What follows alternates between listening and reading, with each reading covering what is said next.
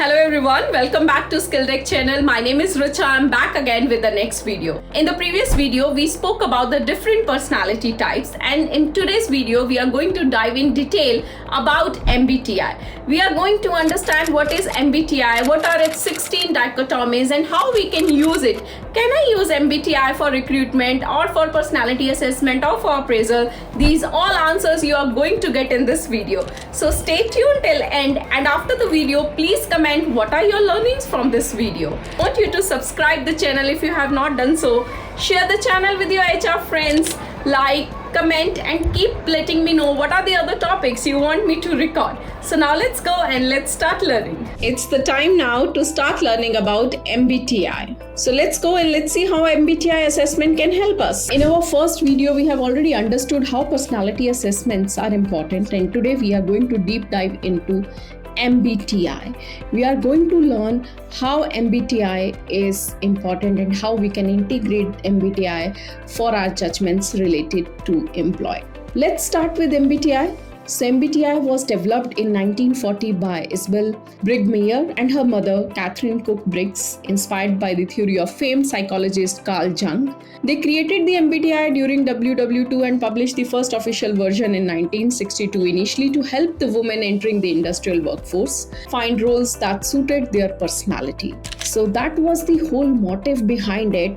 The test was a self-report questionnaire, meaning people answer the questions about themselves, and according to that, the personality will be identified. MBTI is built on Jung's theory of psychological types. It measures individuals across 4 dichotomies: extroversion versus introversion. Like, do you get energy from the outer world of people or activity, or from your inner world, from your thoughts, from your reflection? So it sends the person whether the person is an extrovert or an introvert. Sensing versus intuition. Like, do you prefer to take an information through concrete facts, detailing, or just by seeing the picture and patterns? Third, thinking versus feeling. How do you make decisions? Primarily through logical analysis and objective principles, or based on personal values and on how decisions affect others? Fourth is judging versus perceiving. How do you deal with the world around you? Do you prefer structure, planning, and decisiveness, or do you prefer flexibility, spontaneity, and keeping options open? Each person MBTI type is a combination of 4 letters and one from each dichotomy. For example, if someone is an extrovert, E, sensor, S, thinker, T, and judger, their type would be ESTJ. Like this, there are 16 possible types, like ISTJ, ENFP, which we can show in a 4x4 grid. Now on your screen, you're able to see all the 16 possible personality types, where we need to understand what is the meaning of this. When I am saying E means extrovert. When I'm saying I, that means introvert. When I'm saying sensing, it means S. When I'm saying intuition, that is N. Thinking means T. Feeling means F. Judging means J. And perceiving means P. So ISTJ becomes introvert, sensing, thinking, and judging personality. ISFJ means introvert, sensing. F means, can you comment? Okay, I'll tell you here. It's feeling, and J means judging. So like that, we have 16 possible combinations in MBTI. We are going to see what are these 16 possible combinations, how we will come to know what type of combination is good for us and what type of job they are good for, where we can use MBTI. So let's go and let's deep dive into it. What's important for us in HR is recognizing these patterns, these 16 combinations, and knowing how they might relate to work behavior.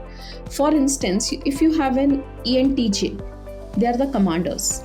The candidate, you might expect in that candidate confidence, leadership, and decisiveness. They might naturally take charge in group settings. An INFP, that is like a mediator. The candidate might be very values-driven, idealistic, and good at understanding others, but possibly not as fond of strict rules or bureaucracy. These are not rigid predictions, but they give you a framework for understanding someone's default approach. MBTI can help with team building and communication too. One is it will help you to understand the work behavior. Second, it can help with the team building and communication. If you know your team type, it explains some dynamics, maybe why your ISTJ project manager is frustrated by your INFP developers' flexible approach to deadlines. One prefers structure, the other one is more go with the flow. Understanding personality type can foster empathy and better collaboration. People usually ask me, can we apply MBTI in recruitment? Particularly in recruitment and candidate evaluation? MBTI is extremely popular in the corporate world. You may have seen it used in team offsites, leadership development workshops, or career coachings. But when it comes to hiring decisions, we need to be careful. MBTI gives teams a non-judgmental language to discuss personality difference. For example, knowing someone is an INTP versus ESFJ can help team member understand why they approach work differently. It can reduce conflict and improve communication. MBTI feedback can help them reflect on their own strengths and blind spots. In recruitment, some companies share MBTI result with candidates to discuss their work style preferences during the interview. So it's very crucial to understand that MBTI was not designed to be a hiring filter. In fact, the test publisher especially warns against using it for selection because it does not predict job performance at all. It can only predict how the person will behave in the job.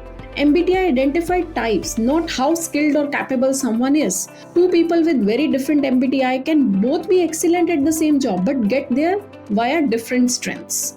There are researches where we found that MBTI types alone have little to no correlation with on-job success. Because of this, using MBTI as a pass or fail screen in hiring is considered unethical. So don't use this as a hiring tool. You can use this as a tool to see how it's going to be a work style rather than whether the person will perform or not. So we must avoid the misconception that certain types are better workers. MBTI profiles should never be used to label someone as unfit.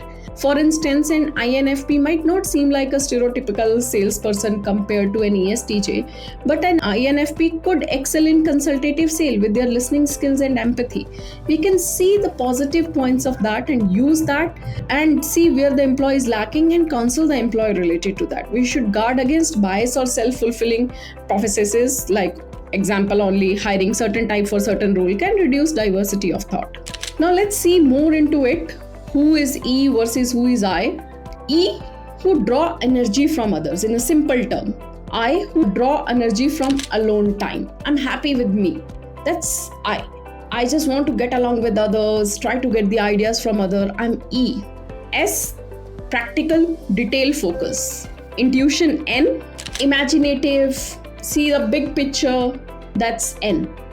T, who think logically with a fairness. F, more empathetic person. J, organized, planned person. P, flexible, adaptable, that type of person. So if we will combine this all, it becomes 16 total personality types. ISTJ means person who is practical, responsible, logical. ISFJ, loyal, considerate, detail-oriented. INFJ, deep thinker, visionary, idealistic. INTJ, strategic, independent, goal-focused. ISTP, analytical, problem-solving, adaptable, and so on. What you are able to see on the screen. When we combine one choice from each, we saw that we got 16 unique personality types. Use MBTI for employee growth. Understand this framework and guide the employee how employee can potentially improve the interpersonal relation with other. You can understand how the employee is going to work or what are the skills, how the personality of the person is. But that personality, it's very rare that the personality is going to impact the job. So how should you go with this? There are multiple players available.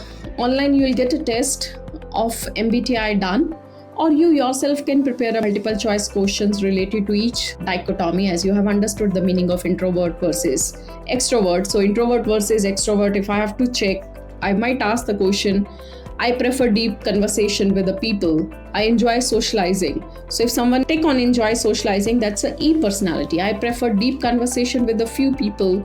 That's I. After a long day, I recharge by being alone. That's I.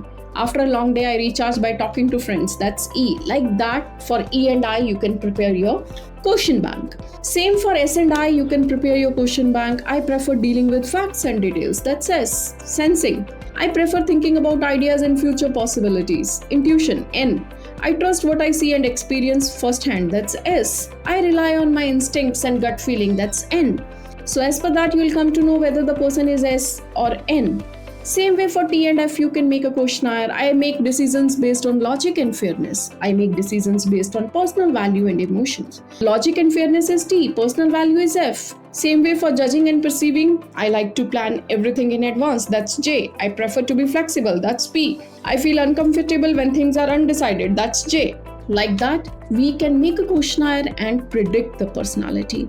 And then we will see what are the strengths and the weakness of the person. ISTJ could be a practical, organized, logical, and traditional. INFJ could be a deep thinker, value meaning, seek purpose, and support others. ISFJ means be loyal, empathetic, and detail-oriented, prefer stability and harmony. So we can also understand how the leadership style of this person is, how the person is going to work, and what are his workplace preferences, what could be the career suitability of this person, what type of job might suit, what are the strengths, what are the weakness, what could be the communication style. These all things you can predict from MBTI, but don't use this tool alone as a assessment tool. So remember, at the heart of all this, we are trying to understand the person better. It's not a tool to see that whether the person is a job fit or not. But yes, this can be the tool to see for what profile the person is fit. What is the personality and what profile this person will be good at. You can see the 16 personality types. You can prepare a questionnaire related to that and predict the personality, how this person is going to behave in the organization, and what are the leadership style, the communication style of this person. This feedback you can use to give the feedback to the employee where the employee can improve. But don't be biased only because of this assessment. I hope you got my point.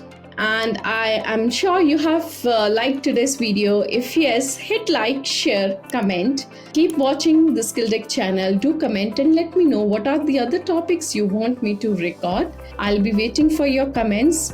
Keep sharing the channel with your other HR friends, and do visit our website www.theskilldeck.com to see what are our upcoming courses. And if you want to learn more in detail related to strategic HR, remember our HRBP course is one of the best. So see you soon in the next video. By then, take care. Bye-bye.